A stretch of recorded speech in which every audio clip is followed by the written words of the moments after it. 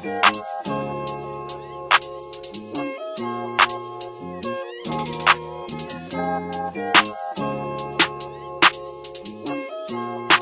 and welcome to the Southern Perspective. My name is Julius Kizzee, bringing you the latest news from the University of Southern Mississippi.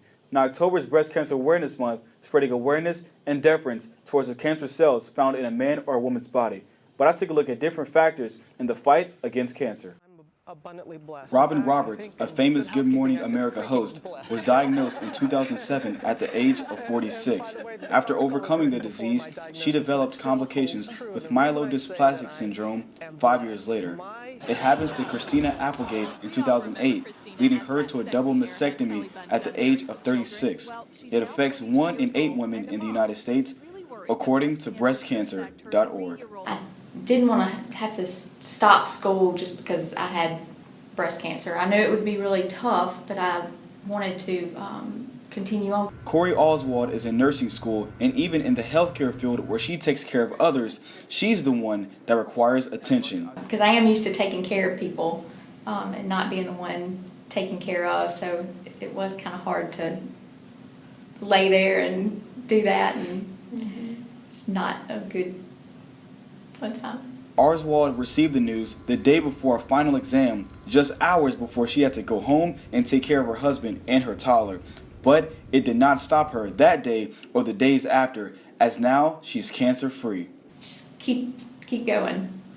Keep trying, no matter what happens. Her friend, Lauren Robertson, is there for her each step of the way, helping set up a GoFundMe page for her treatment and even taking notes for when Corey misses class. Had my little cry, and then it was just beast mode after that. It was, Corey's been such a good friend to me, now it's my turn. She needs everybody to pull it together, get over the emotional part of it, and let's get into the let's get it done part. Let's get this breast cancer out of the way and done with. Their doctor's office has all the machinery and the needles, but it is a place every woman from ages 50 to 74 should at least visit twice a year, according to the Centers for Disease Control and Prevention. The treatments now, the advancement in breast cancer is wonderful.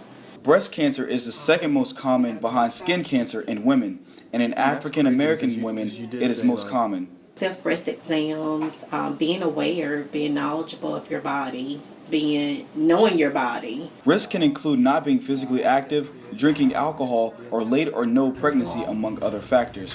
But as a mother of 2, Cindy Blackwell took no chances. I did catch it so early, and it was my treatment was incredibly simplistic. Surgery followed by radiation. It didn't feel like the catastrophic diagnosis that others I know have gone through. Dr. Blackwell says she's a busy woman and did not have time for an exam. But when she did take the exam, she caught it right on time. Some organizations have come out and said 40 is the time to start, but some organizations have advocated for 45. So there's a lot of confusion, but yes, it is very important to start early. Dr. Blackwell is glad that she caught the disease early, not being one of the 40,450 Americans that were expected to die this year, a number that has been decreasing since 1986, according to breastcancer.org. Staying smart, knowing what's going on, don't ignore things. You're not here for yourself, you're here for other people. Not everyone catches the disease early, despite a nurse's calling. You know, I tell anyone, I don't see how they can live in the world without their mom, you know, or have a mom and don't speak to them, because my mom was very close to me. And we had a very good relationship. Dr. Riddick warned her mother, May Bennett, to get a checkup. And when she went for a checkup, she was diagnosed on December 6th, 2011. The last time she said, I'll reschedule, and I said, well, you know, you're scheduled that appointment because I've did 3 of them, but let me tell you what's going to happen. I said, Mom, you're going to go to the doctor and you're going to have something really, really, really wrong with you, and they're going to say, Miss Bennett, there's nothing we can do for you but pray because it's too far gone. And that was almost exactly what happened the day my mom was diagnosed with breast cancer. Her mother passed after complications in November of 2013, but Dr. Riddick does not believe she lost the battle. Memories of my mom and one of my best friends that actually won their battle and not actually lost their battle to breast cancer. In the same room in January of this year, her best friend, LaWanda McDuffie, passed away from the same disease. That is why Dr. Riddick is serving the USM community and others today. Be an encouragement to others. Always inspire and always have the desire to get up every morning, one foot in front of the other. You know, that's what my mom said. Knowing the detriments of not taking the disease seriously, she realizes anyone can go through the same hardships. I can hear in the back of my mind, it's like one foot in front of the other. Once you start taking those steps, you can get through the rest of the day. So, you know, just take it minute by minute, day by day, because you can't think about tomorrow. You can't think about the months ahead, or you can't think about the years ahead. You know, it's like I'm going to get up and it's minute by minute. And then at the end of the day, you say, I made it. You know, God bless me. I made it.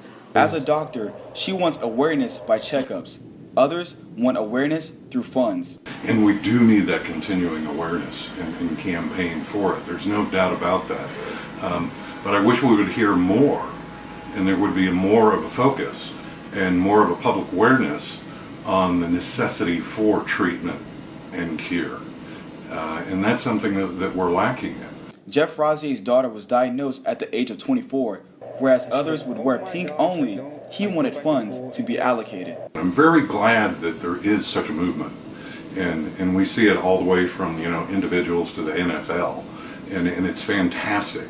But again, I take my lead from my daughter and have some concerns about how much attention and how much funding is going into awareness rather than treatment and cure. Families are there to support those affected, and to help those families, you can donate to the Susan G. Komen for the Cure or to the Breast Cancer Research Foundation.